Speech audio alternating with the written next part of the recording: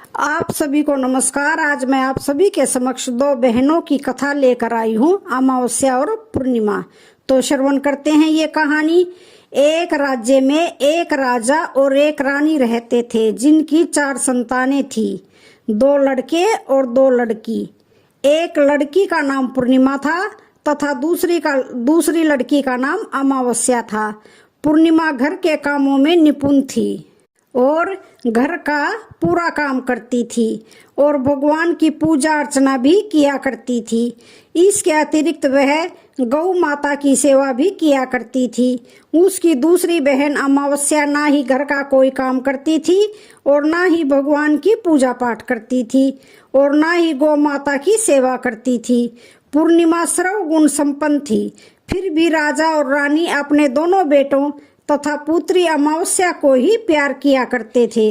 वह पूर्णिमा से प्यार नहीं करते थे, उसके साथ भेदभाव करते थे। राजा के 4 पुत्र और पुत्री धीरे धीरे बड़े हो रहे थे।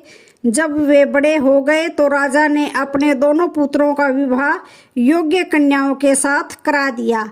इसके बाद रानी ने राजा से कहा कि अब दोनों पुत्री विवाह के योग्य हो गई हैं और इन दोनों का विवाह भी करा दो। लेकिन पुत्री अमावस्या का विवाह किसी बड़े खानदान में कराना और पूर्णिमा का विवाह किसी गरीब परिवार में कराना, क्योंकि पूर्णिमा को केवल भगवान की पूजा पाठ करना ही पसंद है और गाय की सेवा करना पसंद है। अब रानी ने राजा को दोनों पुत्रियों का रिश्ता तय करने के लिए भेज दिया। राजा ने अपने पड़ोसी राज्य में जाकर वहां के राजा के पुत्र से अमावस्या का रिश्ता तय कर दिया और वहीं पास के गांव में जाकर एक गरीब परिवार के लड़के से पुत्री पूर्णिमा का रिश्ता भी तय कर दिया। यह सारी बात जाकर राजा ने अपनी रानी से बताया तो रानी यह सोचने लगी कि अब देखते हैं कि भगवान इसकी मदद कैसे करते हैं। यह बहुत ही पूजा पाठ करती है और भगवान में मगन रहती है। पूर्णिमा का भाई और उसकी भाभी पूर्णिमा से बहुत प्यार करते थे, क्योंकि पूर्णिमा उनके घर के कामों में उनका साथ देती थी और बाकी कामों में उनका हाथ भी बंटाती थी। उनकी दूसरी बहन अमावस्या उन पर अपना रौब जमाती थी और घर का कोई भी काम नहीं करती थी। कुछ समय बीत जाने के बाद दोनों पुत्रियों का विवाह हो जाता है। राजा और रानी की विवाह के बाद अपनी दोनों पुत्रियों को विदाई देते हैं। विदाई देते समय राजा और रानी पुत्री अमावस्या को बहुत सारा धन और दौलत देकर विदा करते हैं और पूर्णिमा को कुछ भी नहीं देते, खाली हाथ अपने घर से विदा कर देते हैं। इसके बाद दोनों बहनें अपने अपने ससुराल को चली जाती हैं। कुछ दिन बीत जाते हैं और एक दिन अमावस्या अपने घर पर शिव जी की कथा रखती है, जिसमें वह सभी गांव वालों को निमंत्रण देती है, पर अपनी बहन पूर्णिमा को नहीं बुलाती। जब गांव की सभी औरतें अमावस्या के यहाँ जाती हैं तो यहाँ सब दृश्य पूर्णिमा अपने घर के दरवाजे के बाहर बैठकर देख रही होती है। तब वहां से गुजर रही औरतें पूर्णिमा से कहती हैं कि तुम्हारी बहन के यहाँ शिव जी की कथा रखी है, क्या तुम नहीं चलोगी? पूर्णिमा ने कहा, मुझे निमंत्रण नहीं आया है, मैं नहीं जा सकती। सभी गांव की औरतों ने पूर्णिमा से कहा, बुलाया नहीं तो क्या हुआ, भगवान शिव की कथा है, तुम हमारे साथ चलो। गांव की सभी औरतों की बात मानकर पूर्णिमा भी उनके साथ भगवान शिव की कथा में अमावस्या के घर चली जाती है। जब अमावस्या की नजर पूर्णिमा पर पड़ती है तो वह कहती है कि तुम यहाँ कैसे चली आई, मैंने तो तुम्हें नहीं बुलाया। खैर कोई बात नहीं, अब तुम आ ही गई हो तो चुपचाप बैठी रहना। और यह कहते हुए अमावस्या ने पूर्णिमा की गरीबी का भी बहुत मजाक उड़ाया। पूर्णिमा की आंखों में आंसू आ गए और रोते रोते मन ही मन में पूर्णिमा भगवान शिवजी से विनती करती है, हे भगवान, क्या पूजा पाठ करना गलत है? गौ माता की सेवा करना गलत है? आखिर मेरी गलती क्या है? आप मुझ पर अपनी कृपा दृष्टि कब बनाएंगे? पूर्णिमा बार बार भगवान शिव से यही कहती रहती। इतने में शिव कथा पूरी हो जाती है और अमावस्या भगवान का प्रसाद बांटने लगती है। वह सभी लोगों को प्रसाद देती है, लेकिन पूर्णिमा को वह प्रसाद नहीं देती। पूर्णिमा बिना प्रसाद के ही अपने घर लौट जाती है।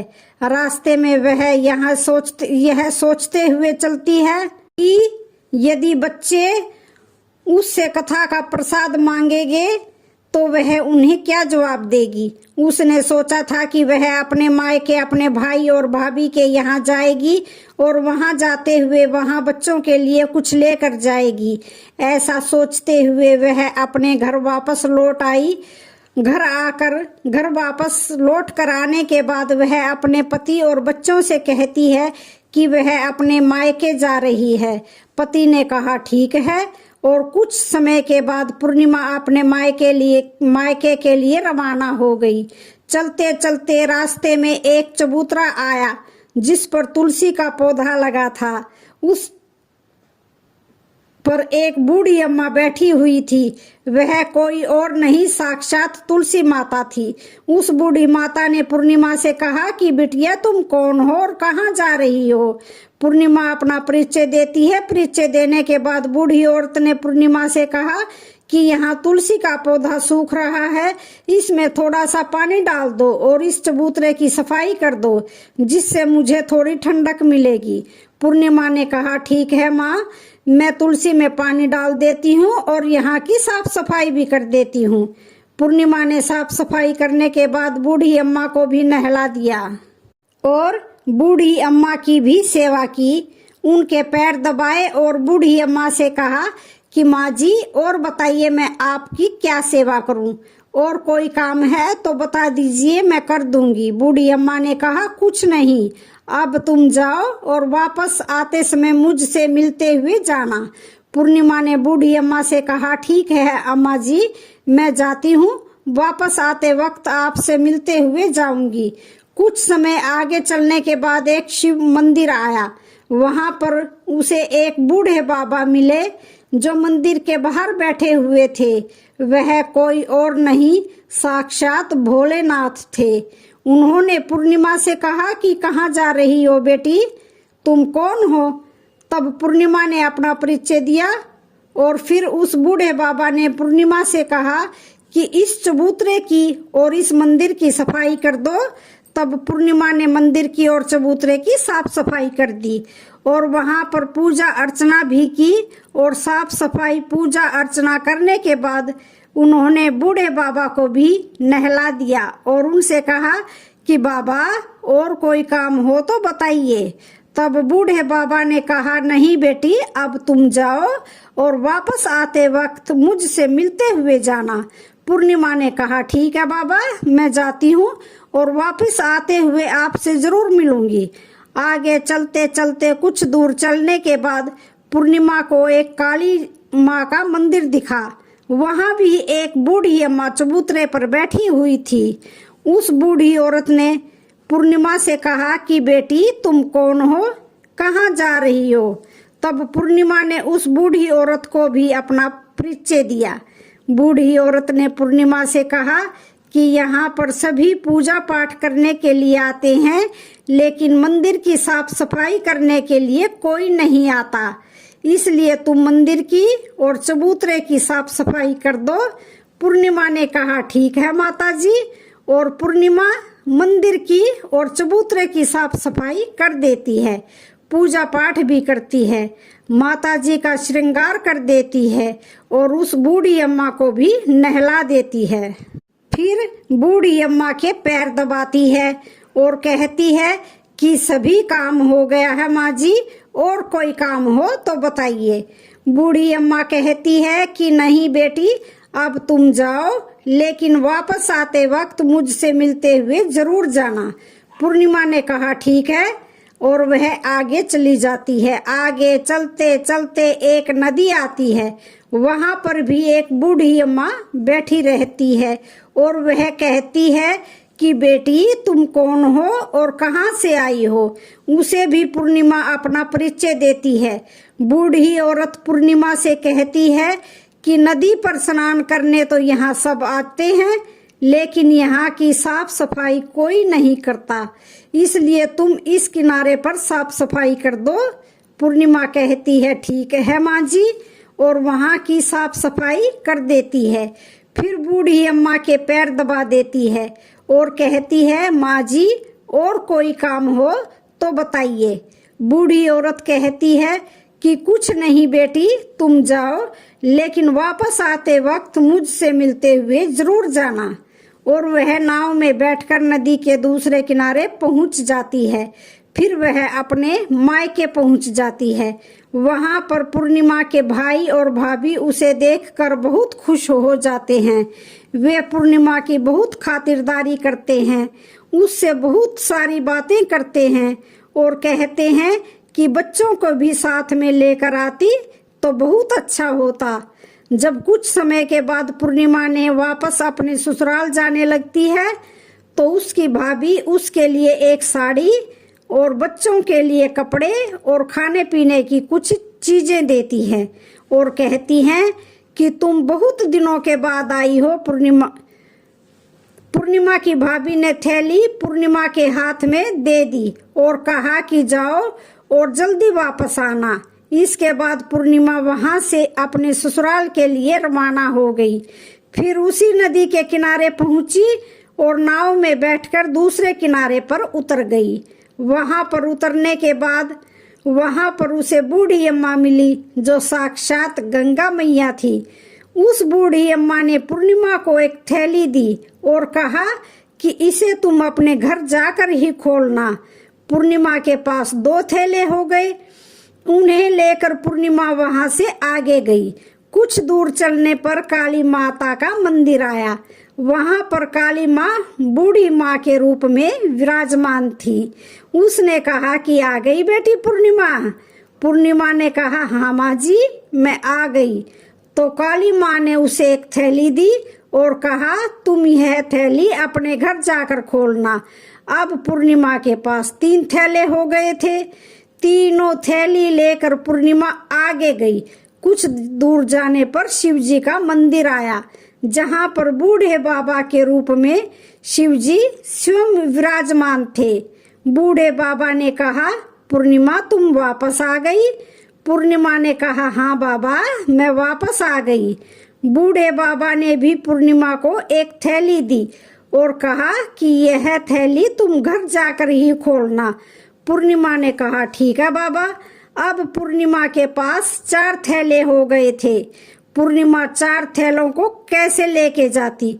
उसने एक पुरानी साड़ी निकाली और उन सभी थैलों का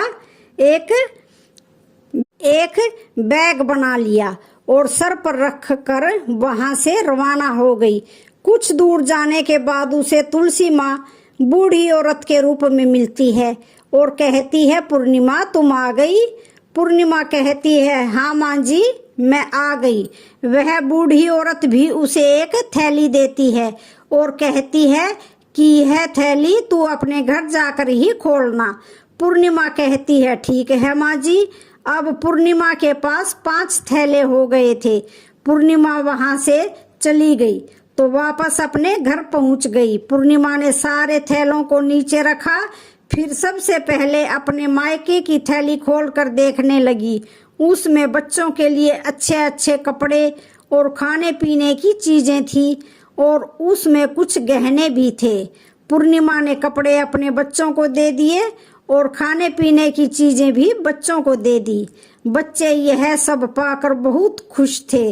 अब पूर्णिमा ने दूसरी थैली खोली जो उसे गंगा मैया ने दी थी। उसमें ढेर सारे हीरे जवाहरात सोना चांदी आदि थे। इसके बाद अब पूर्णिमा ने तीसरी थैली खोली जो उसे काली माँ ने दी थी। उसमें बहुत सारा सोना श्रृंगार का सामान भरा हुआ था। इसके बाद पूर्णिमा ने चौथी थैली खोली जो उसे भगवान शिव ने दी थी। उसमें बहुत सारा धन संपत्ति भरा हुआ था और बहुत सारी खुशियां भरी हुई थी। इसके बाद अब पूर्णिमा ने 5वीं थैली खोली जो उसे तुलसी माँ ने दी थी। उसमें चावल, दाल और 7 प्रकार की खाने की चीजें भरी हुई थी। अब पूर्णिमा के घर में किसी भी चीज की कोई कमी नहीं थी। उसका घर धन धान्य से भरा हुआ था और परिपूर्ण था। अब पूर्णिमा और उसका परिवार सुख में जीवन व्यतीत करने लगे। पूर्णिमा के मन में विचार आया कि क्यों ना शिव जी की कथा कराई जाए और शिव जी की कथा में एक कार्यक्रम रखा जाए। पूर्णिमा ने गांव के सभी लोगों को निमंत्रण दिया और घर घर जाकर सभी लोगों को बुलाया। पूर्णिमा अपनी बहन अमावस्या के घर भी गई और अमावस्या को भी शिवजी की कथा के लिए उसने अपने घर बुलाया। जब अमावस्या पूर्णिमा के घर शिवजी की कथा में आई तो उसने देखा कि पूर्णिमा के घर में किसी भी चीज की कोई कमी नहीं है। इतना सारा धन दौलत देखकर अमावस्या आश्चर्यचकित हो गई। उसने पूर्णिमा से पूछा कि तुम्हारे घर में इतनी धन और दौलत कहाँ से आई? पूर्णिमा ने कहा, देखो बहन, तुमने शिव जी की कथा में मुझे नहीं बुलाया था, फिर भी मैं चली आई और तुमने मुझे प्रसाद तक नहीं दिया, मेरी गरीबी का मजाक भी उड़ाया। और उसके बाद मैं अपने घर आ गई और घर आते हुए मन ही मन में सोच रही थी कि अपने मायके जाऊंगी। फिर मैं अपने मायके चली गई और जो कुछ घटना इस बीच हुई वह सभी घटना अपनी बहन अमावस्या को बताती है। तो अमावस्या कहती है, तुम भी मुझे प्रसाद मत दो और मुझे डांटो। लेकिन पूर्णिमा ने कहा कि यह तो भगवान का प्रसाद है, मैं तो सबको दूंगी और तुम्हें भी दूंगी। फिर भी अमावस्या ने प्रसाद नहीं लिया और सीधे अपने घर चली गई। घर जाकर अपने बच्चों से कहकर वह अपने मायके जाने के लिए तैयार हो गई और मायके के लिए निकल गई। उसे भी रास्ते में चलते चलते तुलसी माँ मिली जो चबूतरे पर बूढ़ी माई के रूप में बैठी हुई थी। बूढ़ी माई ने अमावस्या से कहा कि बेटी, कौन हो तुम और कहाँ जा रही हो? अमावस्या ने अपना परिचय दिया। बूढ़ी माँ ने कहा, बेटी, यह तुलसी का पौधा सूख रहा है, इसमें थोड़ा सा पानी डाल दो, इस चबूतरे की साफ सफाई कर दो। इस पर अमावस्या ने कहा, बुढ़िया, तुझे दिखाई नहीं दे रहा कि मैंने इतनी महंगी साड़ी पहन रखी है, यह गंदी हो जाएगी। ऐसा कहकर वह वहां से आगे चली गई। आगे जाने पर उसे भगवान शिव जी मिले, जिसे भी उसने ऐसा ही कहा। उसके बाद आगे जाने पर उसे काली माँ मिली, तो काली माँ ने भी उससे यही सारी बातें कही। फिर आगे जाने पर उसे गंगा माँ मिली, उन्हें भी उसने यही सब कहा और आगे चली गई। इसके बाद अमावस्या जब नाव में बैठने लगी तो उसे नाव में फूलों की जगह कांटे भरे हुए थे जो उसके पैरों में चुभ रहे थे। किनारे पर उतरकर वह अपने मायके चली गई। जब वहां उसे उसकी भाभियों ने तथा भाइयों ने देखा तो मन ही मन में कहने लगी कि काम की ना काज की, 2.5 मन अनाज की। अब आ ही गई हो तो ठीक है, पूर्णिमा तो हमारे कामों में हाथ बटाती थी, यह कोई काम तो करेगी नहीं। अब उन्होंने खाना बनाया और खा पी कर सभी सो गए। अमावस्या जब सुबह उठी और अपनी भाभियों से कहा कि मैं अपने ससुराल जा रही हूँ, उन्होंने कहा ठीक है जाओ। अमावस्या बोली, पूर्णिमा को तो तुमने एक थैली दिया था और मुझे कुछ नहीं दोगे क्या? भाई और भाभी ने कहा कि तुम घर जाओ, थैले तुम्हारे घर पहुंच जाएंगे। फिर अमावस्या वहां से निकल गई और नदी के किनारे पर पहुंची। वहां गंगा मैया बूढ़ी औरत का रूप धारण करके बैठी हुई थी। बूढ़ी माँ ने कहा, आ गई बेटी? तो उसने कहा, हाँ मैं आ गई। तुमने पूर्णिमा को एक थैला दिया था, मुझे नहीं दोगी क्या? बूढ़ी अम्मा ने कहा, तुम घर जाओ, थैली तुम्हारे घर पहुंच जाएगी। इसके बाद आगे जाने पर उसे काली माँ मिली, जिसने भी माता ने भी अमावस्या को यही कहा। इसके बाद आगे जाने पर उसे शिव भगवान मिले। उन्होंने भी अमावस्या से यही कहा। इसके बाद आगे जाने पर तुलसी माँ मिली और तुलसी माँ ने भी अमावस्या से यही कहा, तुम घर जाओ, थैले तुम्हारे घर पहुंच जाएंगे। अमावस्या अपने घर पहुंच गई। आंगन में देखा तो वहां पर 5 थैले पड़े हुए थे। अमावस्या ने मन ही मन सोचा कि अब तो मेरे पास बहुत सारी धन और दौलत आ जाएगी। जल्दी जल्दी उसने सभी थैलों को खोला। किसी में मिट्टी थी तो किसी में पत्थर थे, किसी में कंकर और किसी में कोयला। उसे मायके से भी कुछ नहीं मिला था। इन थैलों में कुछ भी नहीं था। अमावस्या दौड़ती हुई पूर्णिमा के घर गई और कहती है कि तुम्हें तो इतना सब कुछ मिला, मुझे तो कुछ नहीं मिला, आखिर क्यों? तो पूर्णिमा कहती है कि जब मैं अपने मायके जाती हूँ तो अपनी भाभीयों के साथ उनके कामों में हाथ बटाती हूँ, उनके साथ मिलकर काम करती हूँ, लेकिन तुम ऐसा कुछ भी नहीं करती, उनकी इज्जत भी नहीं करती, इसलिए वह तुम्हें भला क्या देंगी। इसके बाद तुमने गंगा मैया को ठुकरा दिया, काली माँ को भी तुमने ठुकरा दिया और भगवान शिव को भी तुमने ठुकरा दिया, इसलिए उन्होंने भी तुम्हें कुछ नहीं दिया। तो अमावस्या कहती है कि बहन, तुम मुझे माफ कर दो, मैंने तुम पर हमेशा अत्याचार किया है, मुझे कुछ नहीं मिला तो कोई बात नहीं, मैं भी भगवान की भक्ति करूंगी और सब कुछ प्राप्त कर लूंगी। मुझे इन सब चीजों का रहस्य बताओ। तो पूर्णिमा ने कहा कि तुम 3 सूत्र का ज्ञान ले लो और उसकी कथा करना। पहले सूत्र में दया मांगना और दूसरे सूत्र में कथा मांगना और तीसरे सूत्र में 108 बार ओम नमः शिवाय का जाप करना। बहन, भगवान ने यह सूत्र दिए हैं, इनको अपने हृदय में बसा लेना। मैंने भी यह 3 सूत्र अपने जीवन में अपनाए थे और सच्चे मन से भगवान की भक्ति पूजा पाठ की थी। फिर भगवान ने मुझे यह सब कुछ दिया और तुम्हारे पास जो कुछ था वह भी सब खत्म हो गया। इसके बाद अमावस्या अपने घर गई और भगवान की पूजा पाठ करने लगी। भगवान शिव से उसने माफी मांगी और गौ माता की सेवा भी करने लगी और दूसरों की मदद भी करने लगी। तो आज की कहानी कैसी लगी? वीडियो अच्छी लगे तो चैनल को लाइक, शेयर, सब्सक्राइब जरूर करें। धन्यवाद।